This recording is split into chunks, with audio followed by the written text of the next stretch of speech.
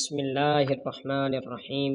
ایک ولی اللہ کی مقبولیت۔ بصرہ کا ایک سردار ہمیشہ اداس اور رنگین رہتا تھا۔ کسی نے اسے دریافت کیا کہ آخر اس پریشانی کا سبب کیا ہے۔ اس پر سردار نے جواب دیا کہ بات کہنے کی نہیں پر کی جاتی ہے کہ مجھ سے ایک ولی اللہ کی خدمت میں کچھ بے ادبی ہو گئی تھی، اس لیے ڈرتا ہوں کو اس کے مواخذے میں گرفتار نہ ہو جاؤں۔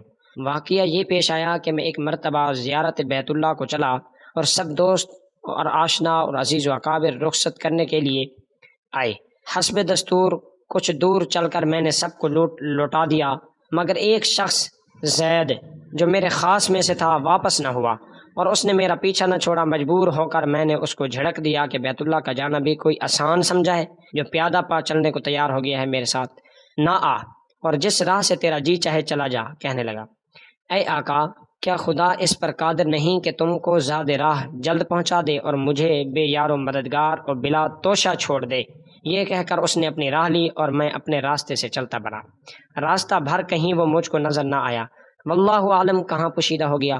جب خدا کے فضل و کرم سے مناسک کے حج سے فارغ ہو کر میں مدینہ طیبہ کو چلا تو کیا دیکھتا ہوں کہ زید آ گیا اور السلام علیکم کہہ کر میرے پاس بیٹھ گیا۔ میں نے حیرت سے پوچھا کہ حج کر آیا ہے؟ کہا جی ہاں۔ پھر میں نے ذرا ٹھہر کر کے کہا، حج کی سند بھی ملی؟ تو کہنے لگا، کیسی سند؟ وہ کس کام آتی ہے؟ میں نے کہا، حج کرنے والے کو بیت اللہ میں غیب سے چھٹی ملتی ہے جس میں لکھا ہوتا ہے فلاں بن فلاں حج کو آیا تھا اور اس کا حج مقبول ہو گیا ہے۔ پھر اسی سند کے ذریعہ قبر اور حشر کے عذاب سے نجات مل جاتی ہے۔ یہ سن کر زید روتا چلاتا بیت اللہ کو واپس چلا گیا۔ جب میں حضور اکرم صلی اللہ علیہ وسلم کی زیارت سے فارغ ہو کر لوٹا تو کیا دیکھتا ہوں کہ زید پھر آ گیا اور السلام علیکم کے بعد ایک چٹھی میرے سامنے رکھ دی جو ایک نہایت عمدہ ریشمی کپڑے میں سبز خط سے زید کے عذاب قبر اور حشر سے نجات کے لیے لکھی گئی تھی۔ یہ دیکھ کر میرے ہوش اڑ گئے۔ پھر ذرا سکون ہونے پر میں نے معلوم کیا کہ اے زید، بتا اس کی ہے آخر یہ دولت بے مثال تجھ کو کس طرح میسر آئی؟ تب اس نے بتایا کہ سنو بھائی، جب میں بیت اللہ کو پہنچا تو کعبۃ اللہ حاجیوں سے بالکل خالی تھا۔ اس وقت میں نے گڑ گڑا کر زار و قطار رونا اور چلانا شروع کیا کہ اے مالک دو جہاں، کیا غریب گناہ گاروں کا حج بھی قابل قبول نہیں جو مجھ کو حج کی سند جو نہیں ملی؟ کیا غریبوں کا کعبہ اور صاحب کعبہ اور ہے جو وہاں جا کر میں سند لاؤں؟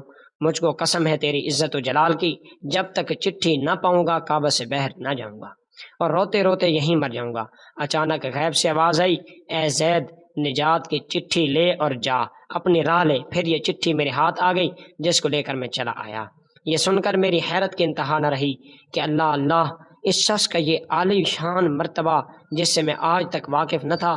پھر عزت و اکرام کے ساتھ میں اس کو اپنے ہمراہ لیے بصرہ لے آیا اور وہ چٹھی نہایت احترام و تعظیم کے ساتھ معطر اور معتبر کر کے صندوق میں بند کر دی۔ جب کبھی جی چاہتا تو کمال و ادب احترام سے نکال کر اس کی زیارت کر لیتا، چومتا اور آنکھوں سے لگاتا تھا، پھر محفوظ کر دیتا تھا۔ میں اتفاقاً میں کہیں سفر میں تھا کہ میرے پیچھے زید کا وصال ہو گیا۔ جب میں واپس آیا تو اس خبر سے میرے رنج و قلق کی انتہا نہ رہی کہ افسوس میں ایسے ولی اللہ کی تجہیز و تکفین میں بھی شریک نہ ہو سکا۔ پھر اچانک وہ چٹھی یاد آئی جو میرے باکس کے اندر رکھی ہوئی تھی۔ اب تو میں اور بھی بےتاب ہو گیا اور اپنے اوپر افسوس کرنے لگا کہ سفر کو جاتے وقت میں نے وہ چٹھی زید کو کیوں نہ دے دی۔ پھر اپنا مہر شدہ صندوق منگا کر کے دیکھا جو اس طرح با مہر بند تھا۔ جب میں نے کھولا تو اس میں وہ چٹھی نہ پائی گئی۔ اب تو میرے غم و الم کا کچھ ٹھکانہ ہی نہ رہا اور ایک حشر کا عالم برپا ہو گیا۔ زار و قطار رونے لگا اور روتے روتے سو گیا۔ کیا دیکھتا ہوں کہ طرح طرح کی بھی کوئی جنت میں زید سیر کر رہا ہے۔ ایک تاج ہے جو اس کے سر پر رکھا ہوا ہے، زرق برق لباس اس کے زیب تن ہے، جواہر اور موتیوں سے جڑا ہوا ایک تختہ ہے جس پر زید جلوہ افروز ہے۔ اس کے چاروں طرف حوروں کے جم گھٹے ہیں۔ میں نے قریب جا کر کے سلام کیا تو اس نے کہا، اے آقا، اس قدر پریشان کیوں ہو؟ میں نے کہا، مجھے یاد نہیں کہ وہ چٹھی تو نے مجھے دے دی تھی یا نہیں۔ کہنے لگا، وہ تو یہ موجود ہے اور اس کی بدولت یہ جاہ و حشمت، یہ مرتبہ مجھ کو حاصل ہوا ہے۔